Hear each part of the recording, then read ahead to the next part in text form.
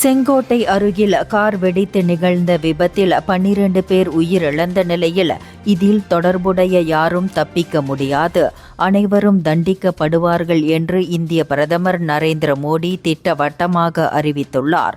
இந்த வெடி விபத்தில் உயிரிழந்தோருடன் ஒட்டுமொத்த இந்தியாவும் உடன் நிற்கும் என்று சூளுரைத்த அவர், இதற்கு காரணமான அனைவரும் சட்டத்தின் முன் நிறுத்தப்பட்டு தண்டிக்கப்படுவர் என்று சொன்னார்.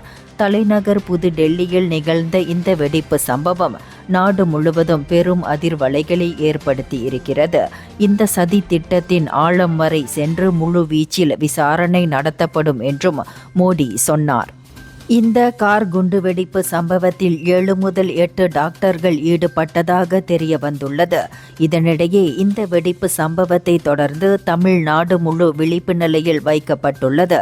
விமான நிலையம், ரயில்வே நிலையங்கள், துறைமுகங்கள், முக்கிய பேருந்து நிலையங்கள் ஆகியவை முழு விழிப்பு நிலையில் உள்ளன எனவும் தெரிவிக்கப்பட்டது.